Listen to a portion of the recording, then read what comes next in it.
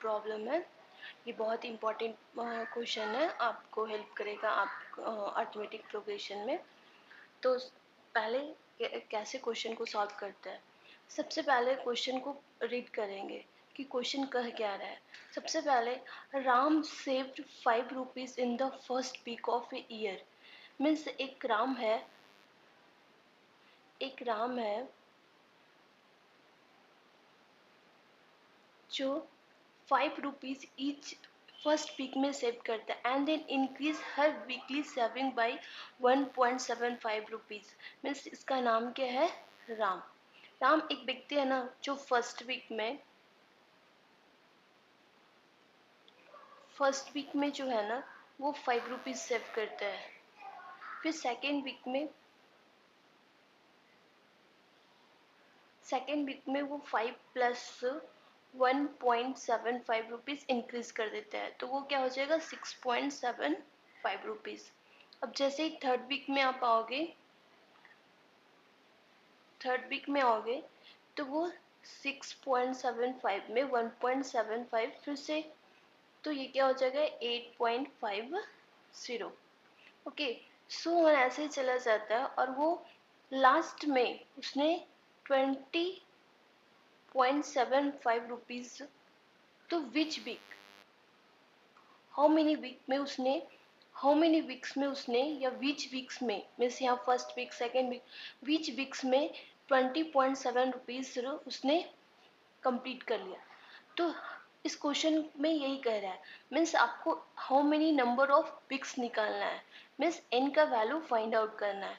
अब फॉर्मूला क्या है? an equals to a plus n minus into D. अब यहाँ पे a का वैल्यू दे दिया है, a का वैल्यू हमारा क्या हो जाएगा? फर्स्ट टर्म मीन्स 5, और d का वैल्यू हमारे पास क्या हो जाएगा? 1.75, और an का वैल्यू यही तो हमारा an है, an का वैल्यू दे दिया है 20.75, तो an का वैल्यू क्या हो जाएगा? 20.75, और a का वैल्यू क्या हुआ? 5। n का वैल्यू हमें फाइंड करना है और d का वैल्यू हमारे पास क्या हो जाएगा? 1.75। अब जैसे ही इसमें 20.75 को हम 5 से सब्ट्रैक्ट करेंगे, ठीक है, तो यहाँ पे n-1 इंटू 1.75। अब यहाँ पे हमारे पास क्या आ जाएगा? 15.75। यहाँ पे n-1 1.75। अब n-1 15.75 माइनस 1.75, ये क्या हो जाएगा? 9। तो हमारे पास क्या हो जाएगा? n-1 equals to 9, means n value is 9 plus 1 10। Means हमारा हाउ मेनी टेंथ वीक में हमारे पास क्या हो जाएगा? टेंथ वीक में हम 20.75 रुपीज़ हम अपने पास सेविंग कर लेंगे, ठीक है।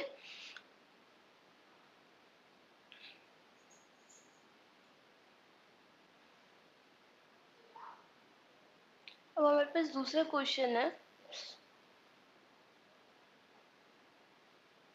दूसरा क्वेश्चन हमारे पास है, A sum of 700 rupees used to give 7 cash prize।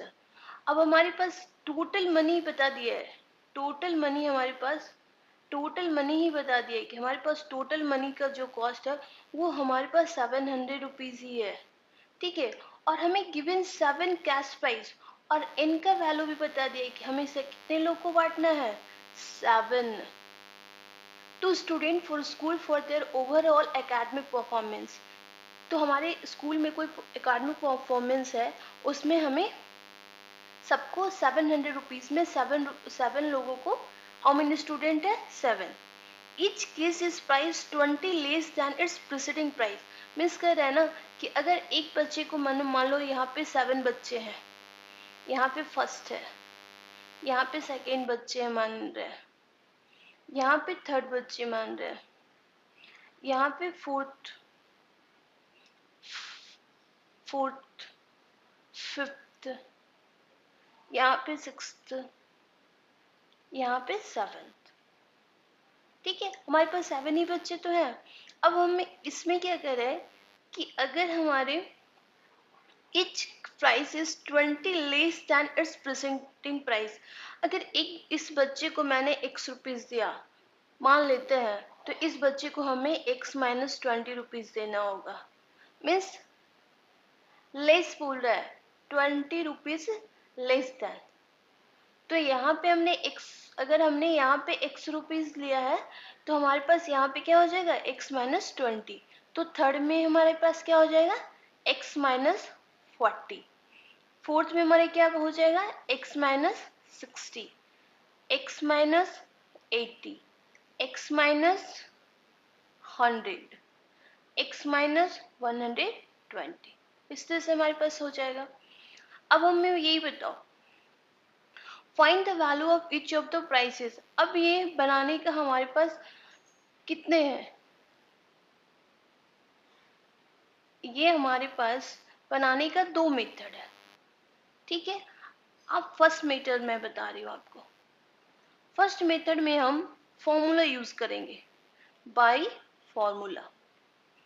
First method में हम फॉर्मूला से बनाएंगे। फॉर्मूला से बनाएंगे कि ए का वैल्यू हमें नहीं पता है बेटा, बट एसएन का वैल्यू हमें पता है। एसएन का वैल्यू क्या है, 700। डी का भी वैल्यू हमें पता है, डी का कॉमन डिफरेंस क्या हो जाएगा, 20।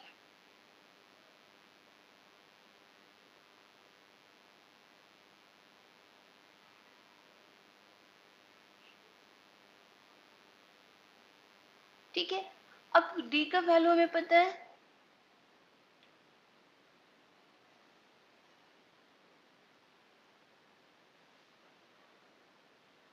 ठीक है। अब हम यहाँ से एसएन का वैल्यू अब हम यहाँ से एसएन का वैल्यू फाइंड आउट करेंगे। ठीक है, एसएन फॉर्मूला होता है n/2 2a plus n minus 1 into D. ठीक है, अब एसएन का फॉर्मूला में एसएन वैल्यू ही दिया है 700, इनका भी वैल्यू दिया है 7/2। अब हमें 2 फर्स्ट टर्म नहीं पता है तो ए ही लिख देते हैं। n का वैल्यू हमें पता है 7, तो n माइनस 6। एंड d का भी वैल्यू पता है, d का वैल्यू क्या हो जाएगा, -20। ठीक है, तो यहाँ से 7/2 इंटू यहाँ से 2 कॉमन ले लेंगे, तो यहाँ पे हो जाएगा a माइनस 60। ठीक है, 2 कैंसिल यहाँ कर देंगे और 7 से यहाँ कैंसिल कर देंगे 100। तो यहाँ पे a माइनस 60 हो जाएगा हमारे पास 100। तो a हमारे पास क्या हो जाएगा, 100 प्लस 60 मीन्स 160। मीन्स हमारे पास x का जो यहाँ पे वैल्यू आएगा वो 160 रुपीज आएगा। यहाँ पे सेकेंड लोग को हम क्या देंगे, 140 रुपीज। थर्ड लोग को हम क्या देंगे, 120 रुपीज। फोर्थ को क्या देंगे, 100 रुपीज। फिफ्थ को क्या देंगे, 80 रुपीज, 80 रुपीज। फिफ्थ सिक्स वाले को क्या देंगे, 60 रुपीज। एंड सेवेंथ वाले को क्या देंगे, 40 रुपीज। ठीक है, इस तरह से हमारे पास हो जाएगा। अब सेकेंड मेथड मैं बता रही हूँ आपको, यहाँ पे मैं बता रही हूँ सेकेंड मेथड।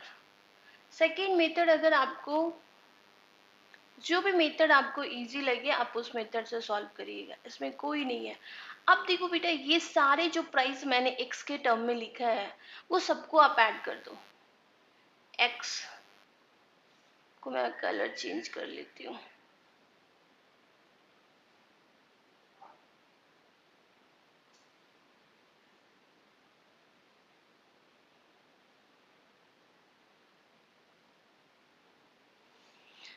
ठीक है, x प्लस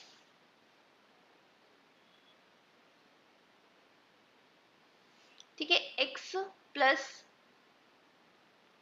x माइनस 20, फिर आप करो x माइनस 40, फिर करो x माइनस 60, फिर करो x माइनस 80, फिर करो x माइनस 100, फिर ऐड करो x माइनस 120, उसके बाद टोटल का सम क्या है 700। ठीक है, अब यहाँ से कितने x आ जाएंगे 1 2 3 4 5 6 7, 7x कर दो। यहाँ से 20 40 60 60 60 120 120 80 200 200 300 एंड 300 420। तो यहाँ से आ जाएगा 420 बाई 700। अब यहाँ पे 7x इक्वल्स टू क्या हो जाएगा 700 प्लस 420। अब यहाँ पे 7x इक्वल्स टू क्या हो जाएगा 1120। x इक्वल्स टू क्या हो जाएगा 1120 बाई 7, 7 वन जा 7 160। यहाँ से भी देखो बेटा 16 x का वैल्यू हमारे पास क्या आ जाएगा 160। आप या तो इस मेथड से सॉल्व करो या तो इस मेथड से सॉल्व करो, दोनों ही मेथड में वही करना है। दोनों मेथड में हमें क्या करना है, सबसे पहले क्वेश्चन को समझना है। क्वेश्चन में क्या दिया है कि एक सम ऑफ 700, आपके हमारे पास 700 रुपीज है। ठीक है, हमारे पास स्टूडेंट की संख्या कितनी है 7 स्टूडेंट की संख्या है, पर उसमें आपको एक कंडीशन बताया है। कंडीशन क्या बताया है कि फर्स्ट बच्चे को अगर हमने 100 रुपीज दिया तो दूसरे बच्चे को क्या देना है 80 रुपीज देना है, तीसरे बच्चे को क्या देना है 60 रुपीज देना है, फोर्थ बच्चे को क्या देना है 40 रुपीज देना है, फिफ्थ। इस तरह से आपको कंडीशन देखा है, आपको बताया नहीं है कि स्टार्टिंग रुपीज क्या देना है। मीन्स सारे कुछ बता दिए पर फर्स्ट वैल्यू ही निकालना है। तो यहाँ से हम बाई हम फॉर्मूला से भी बना सकते हैं और बाई यूनिटरी मेथड से भी आप बना सकते हो। ठीक है, जो मेथड आपको अच्छा लगे आप उस मेथड से बनाइए, इसमें कोई रिस्ट्रिक्शन नहीं है कि आप इसी मेथड से बनाइए।